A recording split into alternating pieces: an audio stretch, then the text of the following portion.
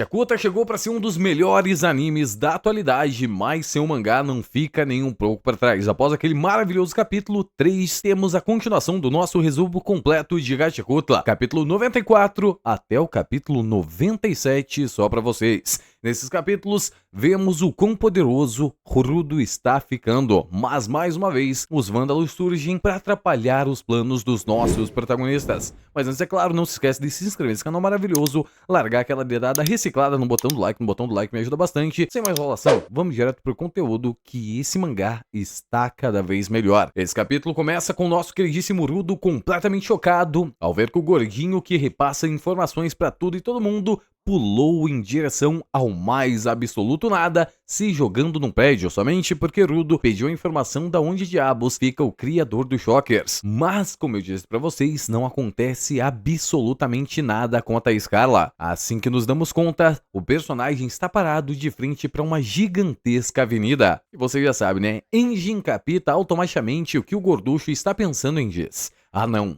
o preço que ele tinha pedido por esta informação é exatamente isso, um pega-pega em altíssima velocidade na avenida, como se não fosse absolutamente nada. De repente então, do meio do nada, surgem diversos cavalos modificados juntos de uma carroça extremamente bem desenhada. Então vemos que o gorduchinho sobe em cima das criaturas e elas começam a utilizar o máximo da sua força possível para conseguir levar até a escala, né? Até porque consideramos o criaturinha pesada. Rudo olha aquilo lá sem entender muita coisa e nosso gorduchinho continua dizendo: aposto que você nunca viu um desses antes, não é mesmo, Rudo? Cavalos do subsolo que sofreram mutações por causa da poluição e do clima aqui no subsolo. A força e resistência deles os tornaram os queridinhos entre os traficantes e suas pernas o permitem correr rápido mesmo entre as montanhas de lixo. Nós temos então nosso gordinho rindo pra caramba dizendo: agora, meus queridos garis, eles estão vindo, vão conseguir me pegar antes mesmo de todos eles. No mesmo exato momento, o gorduchinho pega as rédeas dos cavalos e a carroça sai disparada rumo à zona vazia, em uma altíssima velocidade. E pense numa velocidade completamente absurda, simplesmente vai levando um rastro de destruição aonde aquela carroça passa. O Rudo olha aquilo lá sem entender absolutamente nada. E mais uma vez voltamos diretamente para os nossos personagens, com o Ryo dizendo que precisam andar o mais rápido possível porque ele está indo diretamente para uma zona contaminada conhecida como a Terra de Ninguém. Igris, Rudo e Enjin vão o mais rápido possível em direção ao carro dizendo: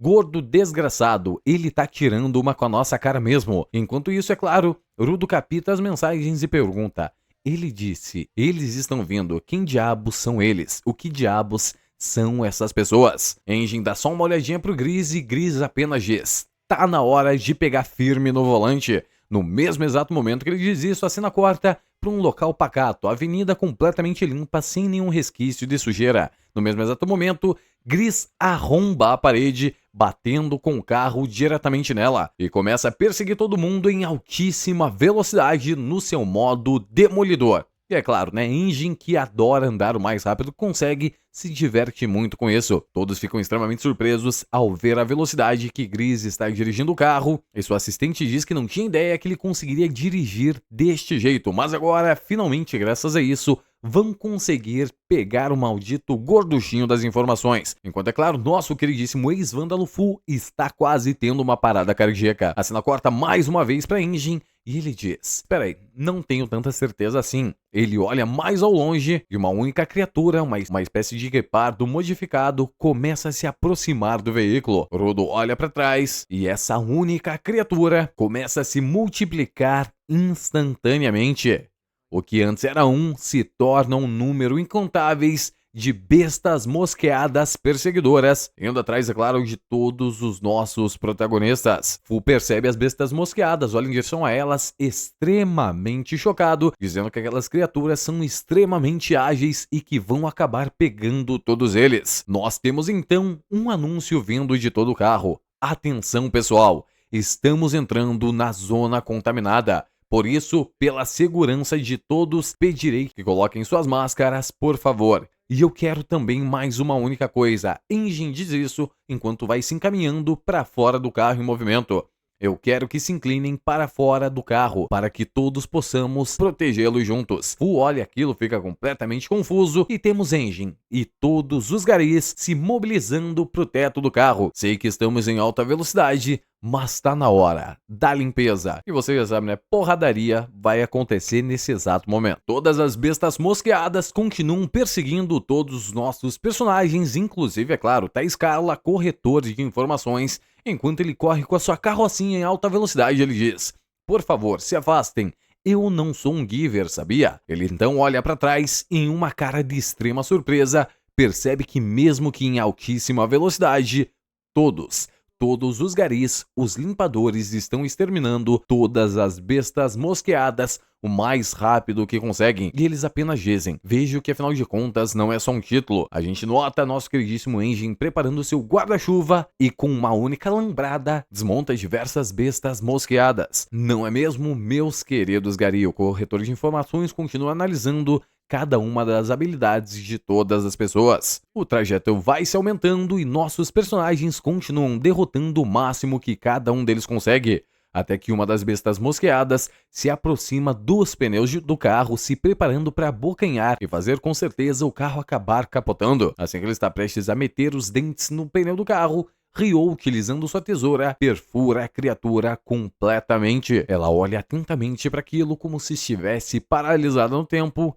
E assim que se dão conta, ao mexer as suas pernas, ela destrói diversas bestas mosqueadas em altíssima velocidade, deixando claro somente o brilho do seu olhar assassino aonde se quer que ela olha. A gente vê então somente mais um rastro de destruição e ela mandando aquele passinho de b-boy, porque disso eu entendo, né? Sonarkin era um belo de um dançarino há muito tempo atrás, então temos referências a danças também em Gachakota. Maravilhoso, por sinal. Nós vemos então mais uma vez nosso queridíssimo Barrigudinho, corretor de informações, dizendo: eles conseguem exterminar as bestas mosqueadas enquanto me perseguem. Engin fica de guarda na frente e Ryo protege os lados. E o Rudo? O que o Rudo está fazendo? Vemos atentamente o Rudo olhando somente a situação, até que finalmente ele saca sua arma especial. Depois de tudo aquilo, eu preciso ficar extremamente mais poderoso. Vou acabar com essa luta exatamente nesse momento. Percebemos então que Henlin deu para ele um pincel quase sem tinta que não serve absolutamente para mais nada. Ele saca aquele pincelzinho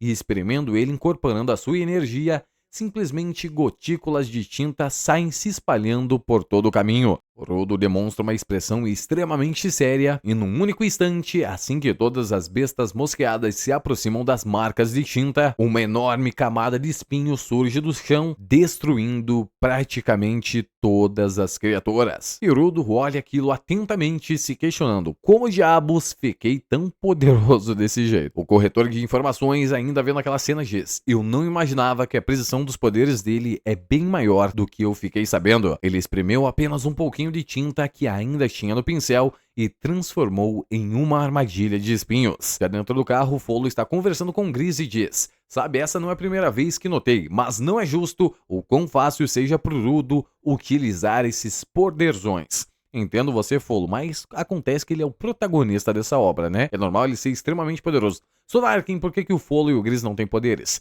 Eles estão ainda desenvolvendo seus poderes. Pessoas que não têm talento assim em manipular esse tipo de energia levam um certo tempo. Eles precisam pegar um objeto, se apegar a ele, e aí com o tempo ele vai se transformando em um giver. Alguns conseguem, outros não, mas todos têm essa habilidade. A cena corta diretamente para Engin conversando com o Rudo ao ver o que ele acabou de fazer e diz: parece que sua experiência na cidade de Canvas te ajudou a expandir a sua imaginação. Você tá muito mais malandro. E nosso queridíssimo Rudo responde: eu não esperava que fosse tão forte. Também aconteceu com Gris. Acho que quando eu empresto algum objeto de alguém, o poder que eu extraio dele é extremamente gigantesco. Finalmente, então, temos mais uma vez Engin massacrando todo mundo e dizendo que fica feliz em saber disso. E simplesmente nossa queridíssima Ryo diz: a essa altura, com toda certeza, vamos derrotar todas as criaturas e alcançar o corretor de informações antes que ele chegue à terra de ninguém. Enjin, como um baita de um supersticioso, diz: cala a boca, idiota, não fala assim ou você vai zicar todo mundo. Já dentro do carro, vemos Fu extremamente animado ao perceber que tanto os vândalos quanto os garis são extremamente legais e ele está feliz de ficar naquele lado enquanto conversa com seu bonequinho encapetado, porque esse boneco está possuído pelo espírito assassino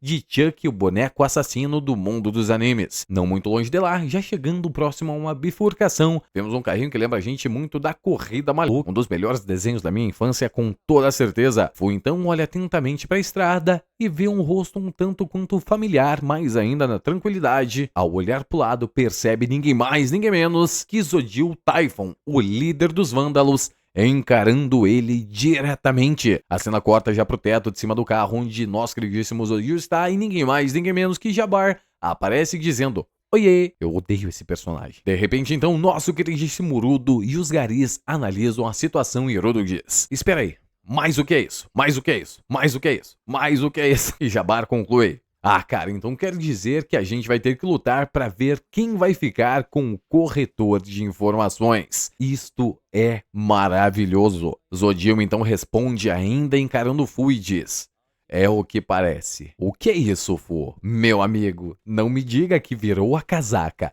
Belezinha então. E Fu somente grita socorro extremamente alto, sabendo que ele está completamente fudido. E o corretor de informações, Sai Scarla, já sabendo da merda que estava se montando, diz: afinal de contas, eles já chegaram? Finalmente, após todas as apresentações, temos nosso queridíssimo Jabbar em um dos seus momentos de insanidade completa. Temos Jabbar respirando fundo e a sua companheira Momo apenas diz: ô seu idiota, essa zona é contaminada, use a máscara ou você vai acabar morrendo. Jabbar diz que aquilo é crucial para o início do seu aquecimento e se prepara mais uma vez para entrar em combate contra os garis. Rudo olha aquilo e fica se perguntando o que diabos eles estão fazendo aqui e finalmente reconhece que o barrigudo já sabia a todo momento que os vândalos iriam perseguir ele, o bichinho desgraçado. Enjin fica completamente putaço ao ver os vândalos naquela localidade e se abaixa olhando em direção ao nosso queridíssimo Fu, dizendo: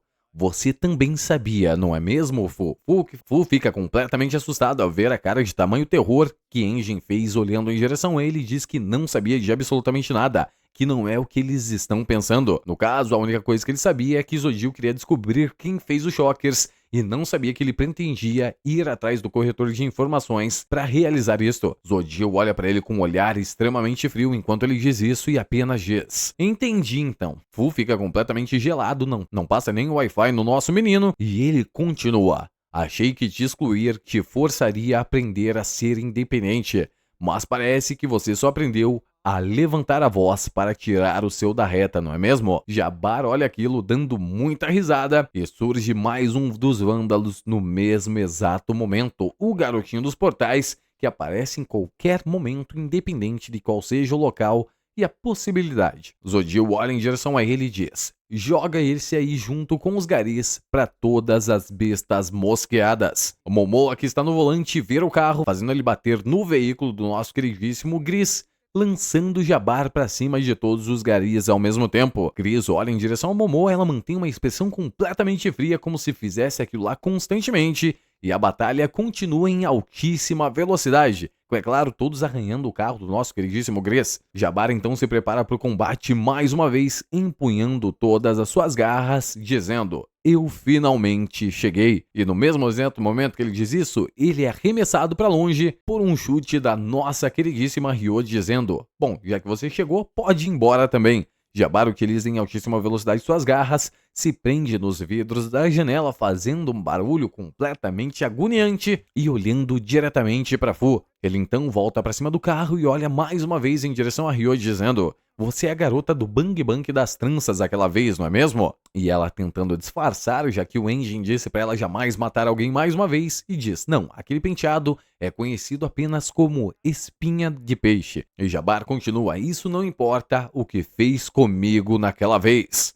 Ryo tenta pedir desculpas, mas Jabbar a interrompe, indo para cima dela com sua garra já na sua última forma, dizendo: eu quero que faça aquilo de novo e de novo, se mostrando ser, é claro, um baita de um pervertido em todos os sentidos. Ele então utiliza suas garras, perfura o teto do carro, quase matando o nosso menininho Fu, deixando ele completamente assustado, quase indo desta para melhor. Todos os personagens dentro do carro ficam nervosos e nosso queridíssimo Fu diz que se os vândalos estão atrás dos corretores de informações e Momoa está junto com eles, muito provavelmente eles não têm a mínima chance de vencer aquele esquadrão. Gris pergunta por que diabos ele diz isso e simplesmente a resposta é essa: Momoa está no volante, justo ela que tem a habilidade de ler os pensamentos de todo mundo que ela toca. Então, em resultado, é simplesmente isso que funciona. No caso, se a Momoa tocar o corretor de informações, ela ouvirá todas as memórias dele e saberá exatamente a informação que Zodiel Typhon quer. E assim que acontecer isto, com toda certeza, ele vai matar o corretor de informações. A cena corta e vemos mais uma vez nossa queridíssima Momoa utilizando seu belo dedinho para tocar diretamente o corretor de informações. Assim que ela se aproxima um pouco mais dele, ele subitamente segura sua mão antes de receber um toque enquanto diz: não me diga que está tentando trapacear. Momoa olha para ele sem entender nada, até porque o gordinho se mostrou extremamente veloz. E ele continua dizendo: você sabe que trapacear é errado, senhorita Momoa Rukel. Eu sei tudo sobre você e sobre suas habilidades de ouvir informações. Indicarei o queixo, afinal apenas esse poder em si foi o bastante para colocá-la na linha de frente dos vândalos. Mas aparentemente você não foi abençoada com o talento de luta.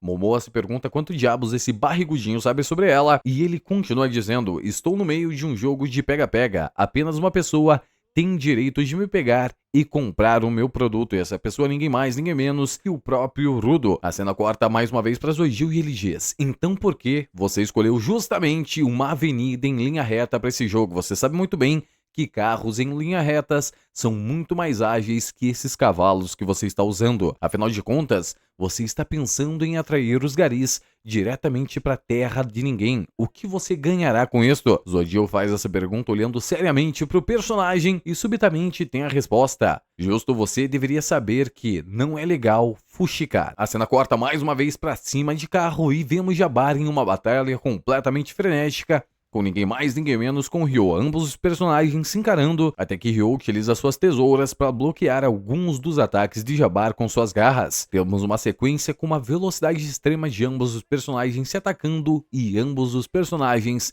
esquivando dos ataques que com toda certeza seria fatal. Jabbar aproveita o momento, tenta atacar Ryo utilizando suas garras, mas facilmente ele é completamente repelido pelas tesouras da nossa menininha Ryo. Jabbar arma mais uma vez suas garras para ir para cima dela e finalmente ambos os personagens decidem se tramar no cacete de novo, enquanto um choque gigantesco de poder é emitido do ataque de ambas as duas pessoas em uma velocidade completamente surreal, é claro. Temos nada mais nada menos que Engine dizendo: ataques giratórios em cima de um veículo em movimento. Eles são monstros. Ou o quê? Eu aqui sou um mero mortal, falou o homem que destrói uma besta mosqueada gigante com a caralha de um guarda-chuva. Nosso queridíssimo Engine olha para trás. Onde diabos foi parar o Rudo? Não me diga que ele caiu de cima do carro. A gente nota inúmeras criaturas bestas mosqueadas perseguindo o veículo em altíssima velocidade, enquanto o Engine diz: agora não, ó sacos de lixo, estamos ocupados demais para enfrentar vocês, porque vocês não dão um tempinho. Enquanto o Engine diz que é melhor Rudo não ter caído, a cena se aproxima um pouco mais do personagem e vemos o idiota num mar de bestas mosqueadas. É um baita de um imbecil. Já dentro do carro temos Fu com muito medo do que está acontecendo em cima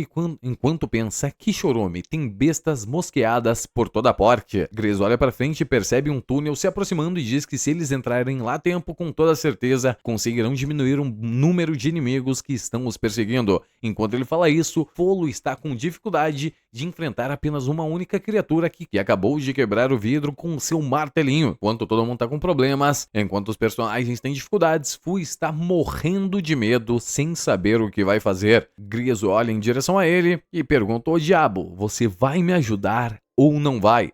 Naquele mesmo exato momento, Fu começa a prestar atenção em Gris, e Gris conclui: eu preferia não pedir ajuda a um ex-vândalo, mas somos apenas ajudantes, não podemos derrotar as bestas mosqueadas. Por favor, nos ajude, dá uma mãozinha aí. Fu fica extremamente motivado, e em um breve momento de calmaria e caos completo, uma mão destrói completamente o teto do carro. Um poder tão extremo que até mesmo Jabbar e nossa queridíssima Ryo param um combate naquele exato momento. Fu vai saindo da lataria do carro enquanto diz: agora que nos pediram ajuda, a gente vai ter que se meter, não é? Certo, finalmente chegou minha vez, nada de hesitar. Farei com que todos conheçam o inferno. Tá na hora do rei. O capítulo se encerra exatamente aí com o nosso queridíssimo Fu mostrando que sim, ele acabou de ser incorporado pelo Chuck, o boneco assassino. Mas eu quero saber da sua opinião. O que você acha desses capítulos maravilhosos de Gachakuta? Se você quiser um pouco mais desse resumo completo, não se esquece de se inscrever nesse canal maravilhoso e largar aquela dedada amaldiçoada no botão do like, no botão do hype, que me ajuda bastante. Mas é isso, Sonar quem diz. Não esquece de ver as caralhas dos nossos outros conteúdos. Estamos quase perto dos 10 mil inscritos. Isso ajuda, me ajuda bastante. Sonar quem diz. Tchau.